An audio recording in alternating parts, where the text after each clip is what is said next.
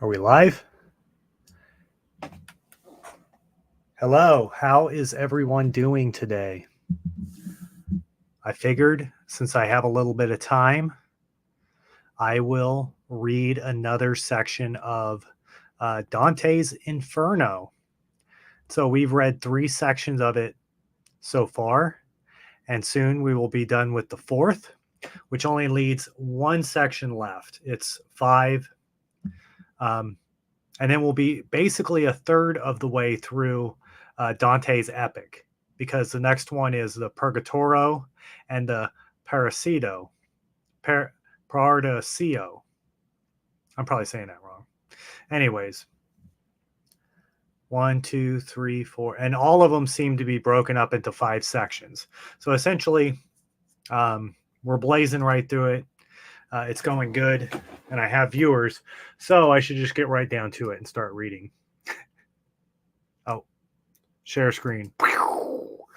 Okay, so we will click on it, click it or tick it, and we'll be blazing at high speed. So it looks like that's all the stuff we got today, and we'll go right through it.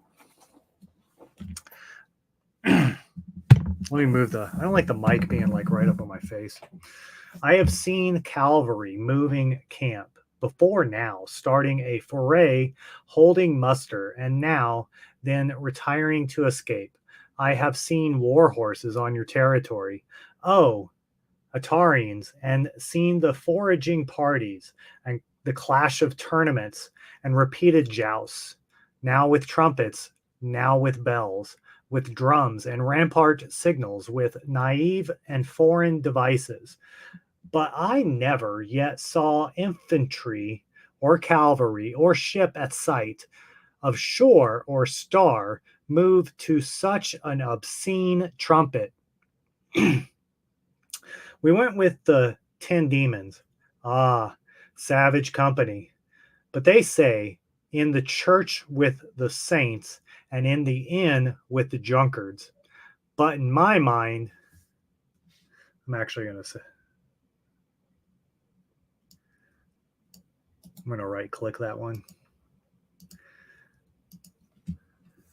But my mind was on the boiling pitch to see the feature of the chasm and the people who were burning in it, like dolphins arching their backs, telling the sailors to get ready to save their ship. So now and then, to ease the punishment, some sinner showed his back and hid as quick as lightning. And as frogs squat at the edge of the ditch water, with only mouth showing, so that their feet and the rest of them are hidden. So the sinners stood on every side, but they instantly shot beneath the seething as Barbacea approached. I saw, and my heart still shudders at it. One linger, just as one frog remains when the others scatter, and Giraffacane,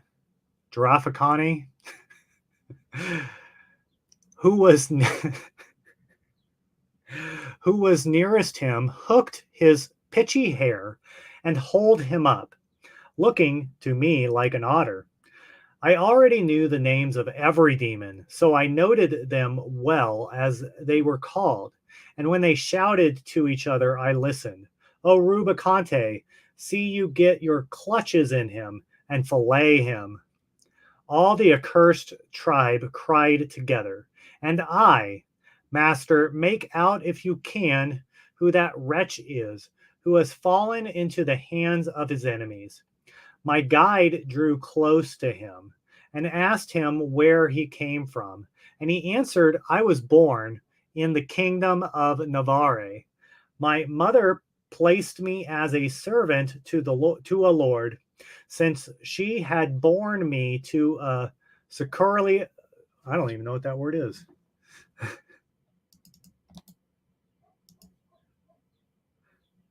Scandalous claims, making and spreading scandalous canes. Oh, scurrilous. Okay, it's one of those words I've never actually read, but I've heard it before. Of himself and his possessions. Then I was of the household of good King Thiabat, and there I took to selling offices, for which I serve my sentence in this heat. And Suritico, from whose mouth a tusk, like a boar's projected on each side, made him feel how one of them could rip. The mouse had come among the evil cats, but Barasakata, Bara, Bara, Barbarica caught him in his arms and said, "Stand back while I fork him." And turning to my master, he said, "Ask away if you want to learn more from him before someone else gets at him." So my guide said, "Now say, do you know any of the other sinners down the boiling pitch that is a Latian?" And Cambilla, Siapolo replied, "I separated just now from one who was a neighbor of theirs over there, and I wish I were still beneath him, since I should not then fear claw or hook." And Libacoco replied, "We have endured this too long," and grappled Siapolo's arm with the prong and mangling it, carried away a chunk. Dragazavazo, too, wanted a swipe at the legs, below at which their leader twisted around and round on them with an evil frown. When they had settled a little, without waiting, my guide asked Siapolo, who was still gazing at his wound, "Who was he for whom you say you unlucky separated to come on land?" He replied, "It is Friar Gomedia. He of Gorilla is Sardinia, the vessel of every fraud, who held his master's prisoners in his hands and treated them so that they all praised him for it, taking money for himself and letting them go quietly in his other roles. He was a high and not a low barator. With him, Don Michael Zanecki of Logodoro keeps company, and their tongues never tire of speaking of Sidirina. Oh me, see that other demon grinning? I would speak more, but I fear he is getting ready to claw my skin. And their great captain, turning to Farfallilo, who was rolling their eyes to strike, said, "Away with you, cursed bird."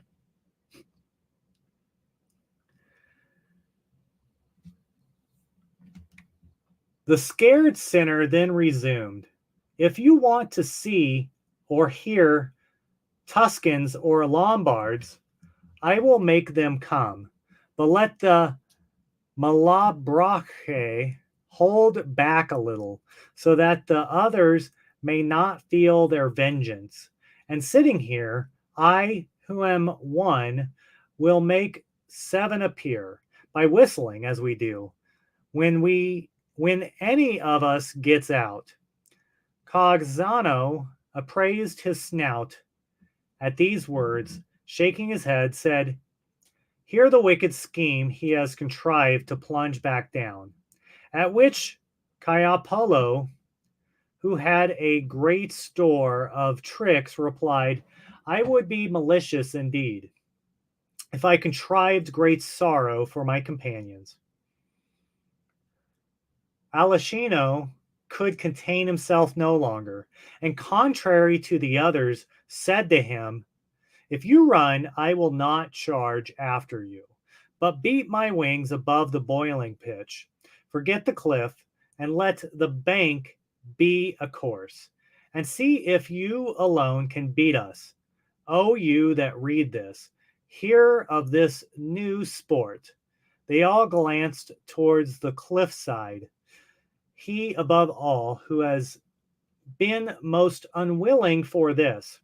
The Navassier picked his moment well, planted his feet on the ground, and in an instant plunged and free himself of their intention.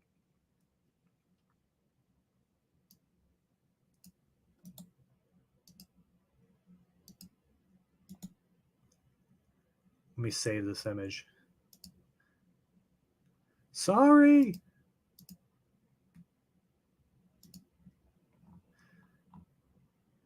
Each of the demons was stung with guilt. But Acheno, most who had caused the error, so he started up and shouted, "You are caught." But it helped him little. Each wings could not outrun terror. The shiver divided down, and Ashelano, no, there's no L at the end, Alejano, flying, lifted his breast. The duck jives just that when the falcon nears.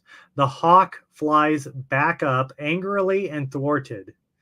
Looks like here's a depiction of it. I'm going to save this.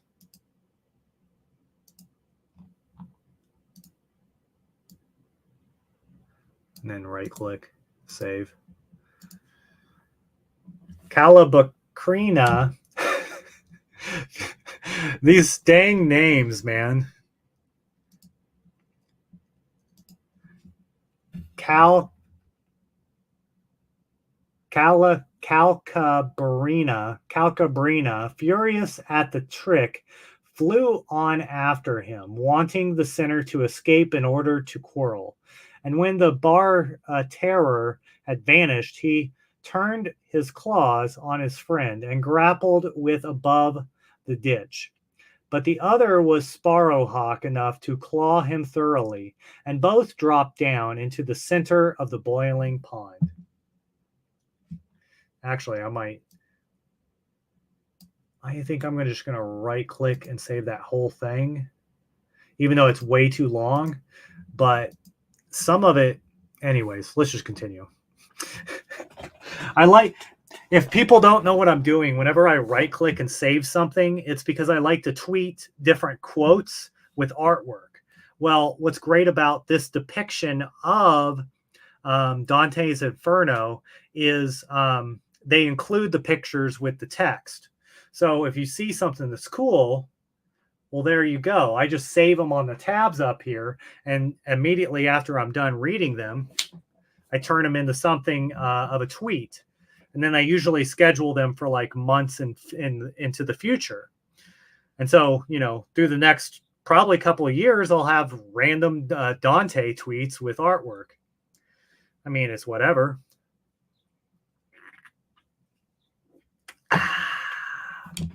The heat instantly separated them, but they could not rise. Their wings were so glued up. Barbachia, lamenting with the rest, made 4 fly over to the other bank with all their grappling irons, and they dropped rapidly on both sides to the shore.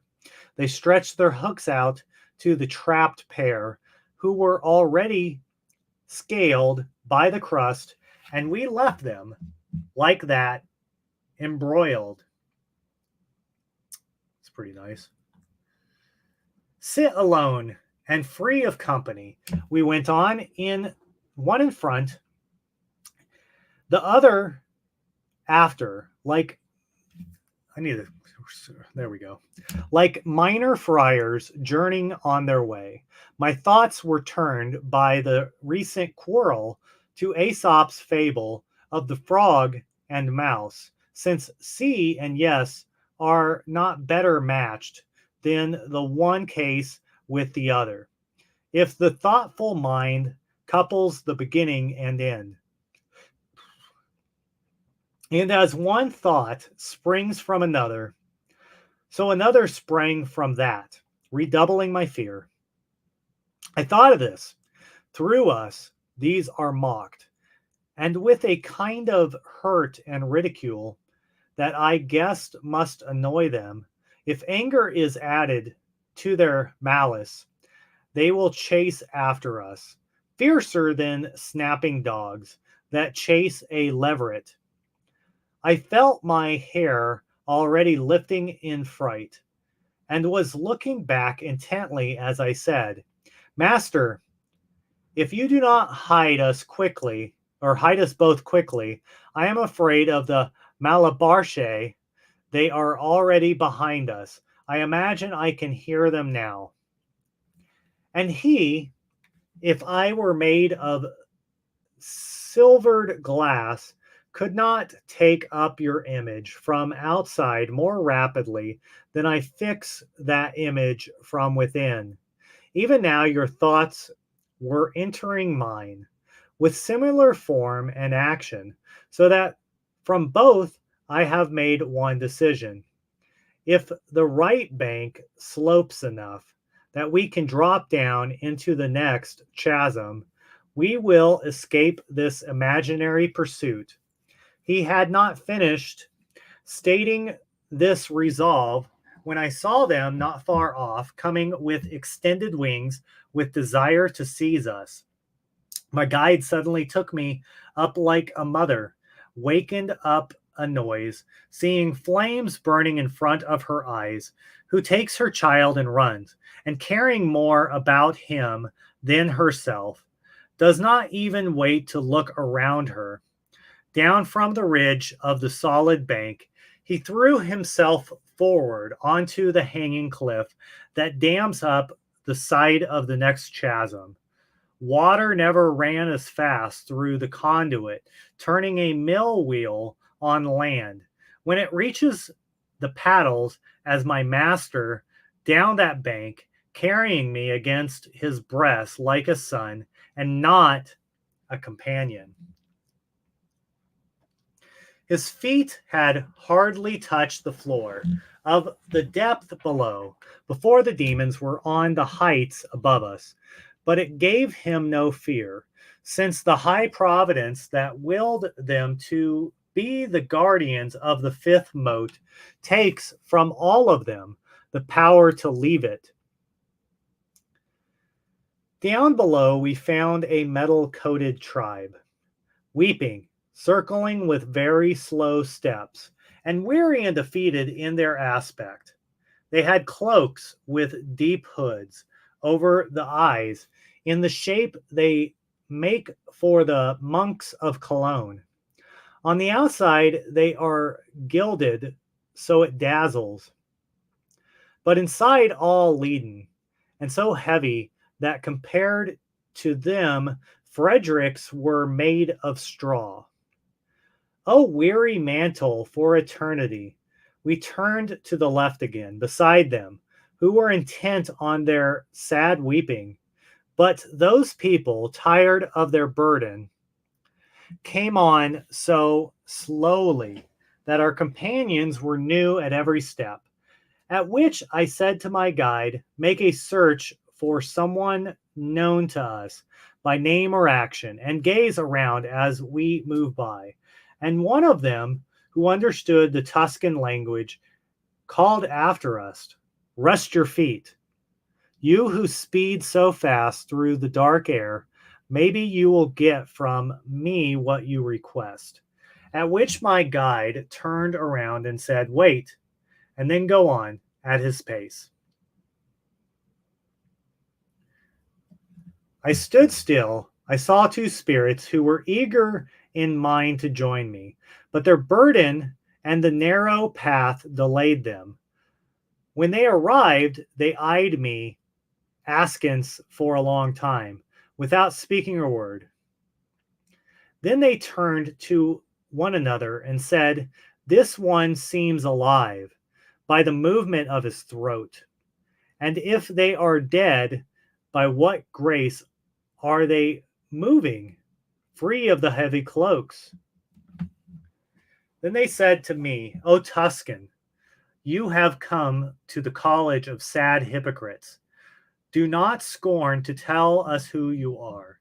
And I to them, I was born, and I grew up, and by Arnzo's lovely river in the great city, and I am in the body I have always worn. But you, who are you, from whom such sadness is distilled that I see cursing down your cheeks? And what punishment is this that glitters so? And the one of them replied, our orange mantles are of such dense lead that weights made of it cause the scales to creak. That's creepy.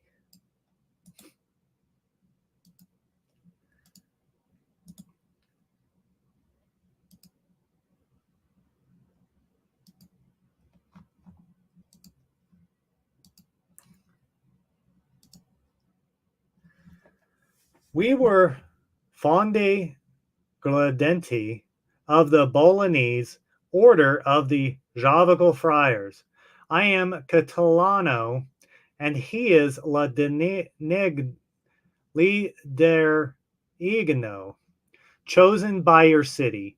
As usually, only one is chosen to keep the peace, and we wrought still as such as still appears around your district of Gardiano. O friars, you're evil. I began, but said no more, because one came in sight, crucified on the ground with 3 stakes. When he saw me, he writhed all over, puffing into his beard and sighing. Friar Cantillano, who saw this, said to me, that one you look at, who is transfixed, is Caiaphas, the high priest, who counseled the Pharisees that it was right to martyr one man for the sake of the people. Crosswise and naked, he lies in the road as you see, and feels the weight of everyone who passes. And his father-in-law, Ananias, was raked in this chasm, and the others of the council, that was a source of evil to the Jews. Then I saw Virgil wander at him, stretched out on the cross, so vilely in eternal exile. Wow, that's...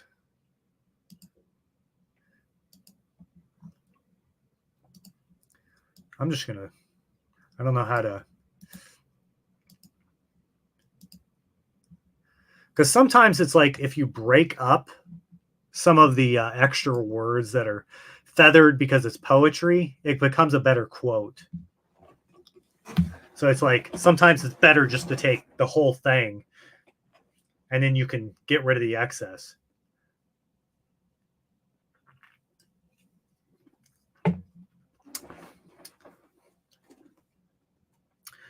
He addressed these words to the friars afterwards. If it is lawful for you, may it not displease you, to tell us if there is any gap on the right, by which we might leave here, without forcing any of the black angels to come and extricate us from this deep. He replied, there is a causeway that runs from the great circular wall and crosses all the cruel valleys, nearer at hand than you think, except that it is broken here and does not cover this one. You will be able to climb up among its ruins that slope down the side and form a mount at the base. Virgil stood for a while with bowed head and said, Malacoda, who grapples sinners over there, told us the way wrongly. And the friar said, I once heard the devil's vices related at Bologna, amongst which I heard that he is a liar, the father of lies. Then my guide went striding on, his face somewhat disturbed by anger, at which I parted from the burdened souls, flowing the prints of his beloved feet.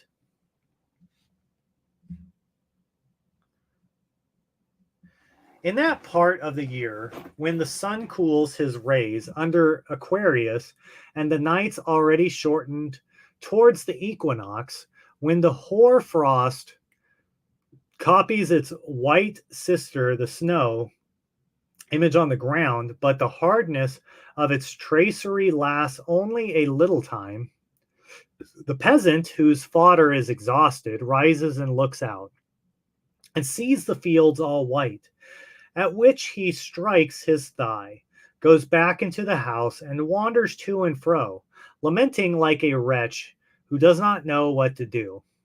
Then comes out again and regains hope, seeing how the world has changed its aspect in a moment, and takes his crook and chases his lambs out to feed. So the master made me disheartened when I saw his forehead so troubled, but the plaster arrived quickly for the wound. For when we reached the shattered arch, my guide turned to me with that sweet aspect that I first saw at the base of the mountain. He opened his arms after having made some plan in his mind, first looking carefully at the ruin, and took hold of me.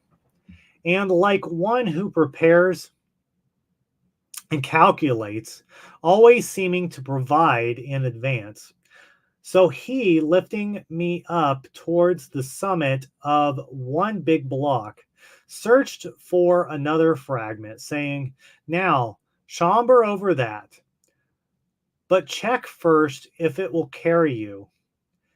It was no route for one clothed in a cloak of lead, since we could hardly climb from rock to rock. But weighing little, I pushed from behind. And if the accent were not shorter on the side than on the other, I would truly have been defeated. I did not know about him, but as Malabojla,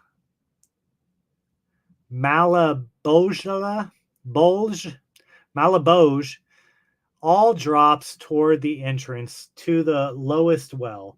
The position of every valley implies that the one side rises and the other falls. At last we came, however, to the point at which the last boulder ends.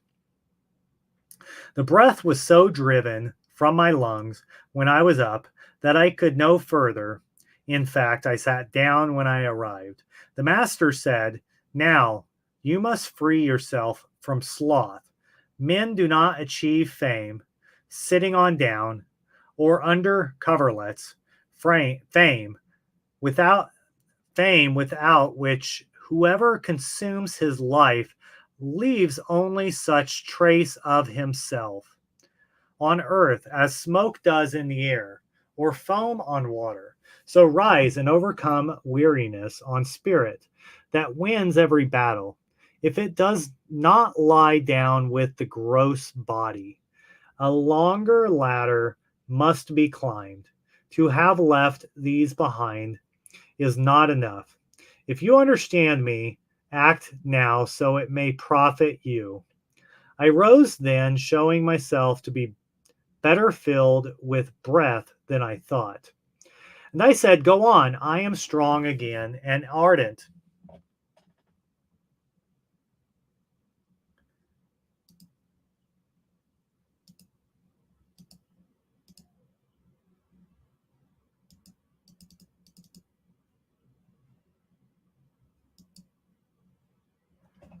We made our way along the causeway, which was rugged, narrow, difficult, and much steeper than before.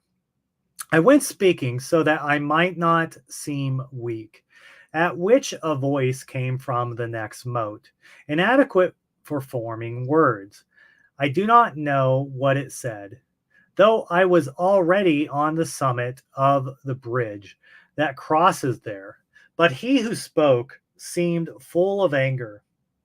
I had turned to look downwards, but my living eyes could not see the floor for the darkness, so that I said, "Master, make sure you get on the other side, and let us climb down the wall, since as I hear sounds from below, but do not understand them, So I see down there, and he make out nothing.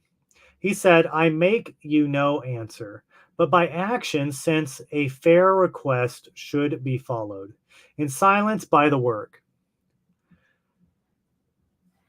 Oh my goodness. We went down the bridge at the head of it, where it meets the eighth bank, and then the seventh chasm was open to me. I saw a fearful mass of snakes inside, and such strange appearance that even now the memory freezes my blood. Yet Libya no longer vaunts its sands, though it engenders Cledlidry, Jacqueline, Patinari, and Centrises. I don't know what any of that stuff means.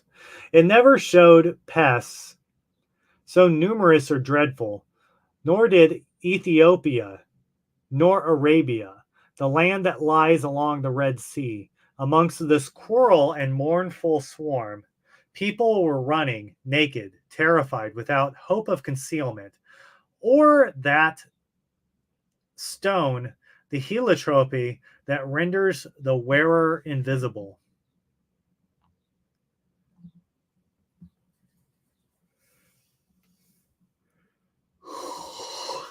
They had their hands tied behind them, with serpents that fixed their head and tail between the lions, that were coiled in knots in front of them.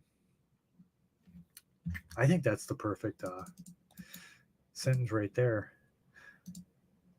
Like, the thing about tweets are they can't be too long a lot of the times. And so something that I think looks good when you're reading it, you're like, man, that sounds really cool.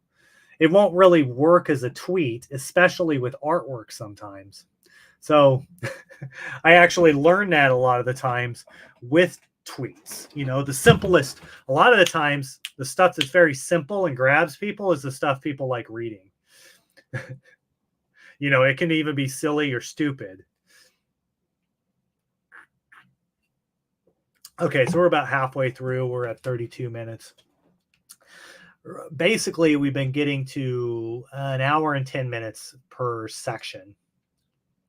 But since I've been talking longer, it might be roughly 10 minutes longer or something. And see, a serpent struck at one who was near our bank and transfixed him there, where the neck is joined to the shoulders. Neither O nor I was ever written as swiftly as he took fire and burned and dropped down, transformed to ashes. And after he was heaped on the ground, the powder gathered itself together and immediately returned to its previous shape. So great sages say the phoenix dies and then renews when it nears its 500th year. In its life, it does not eat grass or grain, but only tears of incense and ammonium. Its last shroud is nard and myrrh. What's ammonium? Come on. Oh, it's just some random plant. Ginger. Ginger family. The sinner, when he rose, was like one who falls, and does not know how through the power of a demon that drags him down to the ground, or through some other affliction that blinds men. And when he arises, gazes around himself, all dazed by the great anguish he has suffered.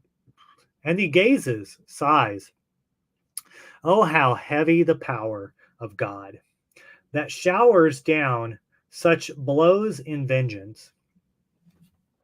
The guide then asked him who he was, at which he answered, I rained down from Tuscany into the gully a short while back, brutish, not human. Life pleased me, mule that I was. I am Vinny Fushi, the wild beast, and Pistoia, that was fitting den for me. And I to the guide, tell him not to move, and ask what crime sank him down here, since I knew him as a man of blood and anger.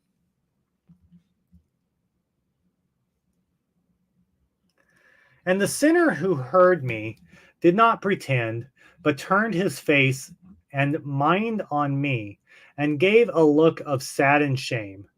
Then he said, "It hurts me more for you to catch me, trapped in the misery you see me in, than the moment of my being snatched from the other life.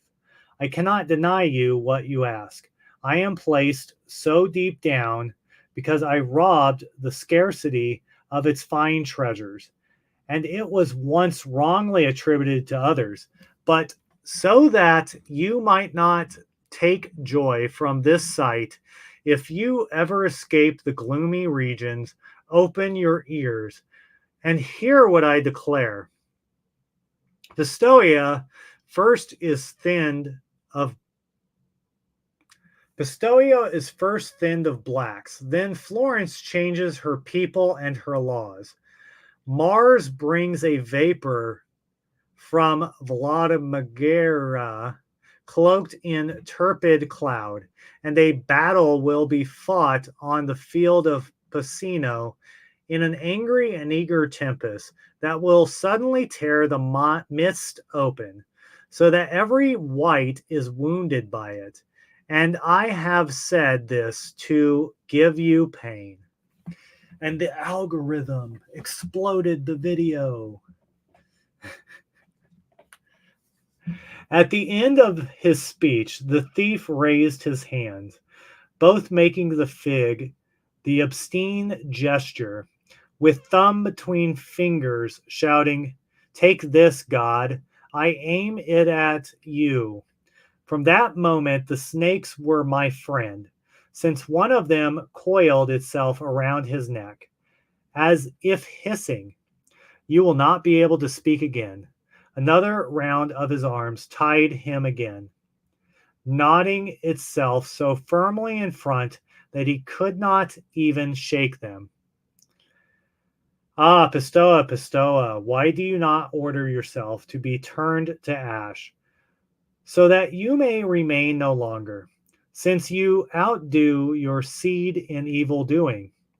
I saw no spirit so arrogant towards God. Though all the dark circles of the Inferno, not even Caponius, who fell uh, who fell from the wall of Thebanes, Vini Fushi, fled, saying not another word. And I saw a centaur, full of rage, come shouting, "Where is he? Where is the bitter one?" I do not believe Marama has as many snakes as he had on his hunches. There where the human part begins. Over his shoulder, behind the head, lay on dragon with the outstretched wings, and it soars every one he meets. My master said, "That is Cacus, who often made a lake of blood below the rocks of Mount Avente. He does not go with his brothers on the same road above, because of his cunning theft from the great herd of oxen pastured near him, for which his thriving actions ended under the club of Hercules, who gave him 100 blows. Perhaps with it he did not feel a tenth." Oh my goodness. I think I'm going to have to take a break. I'm like so tired. I'm falling asleep while reading it. Oh my goodness. So what I'm going to do, we'll copy this right here and we'll know that's where we're at next time. Okay. So I'll let you guys go. Have a good one.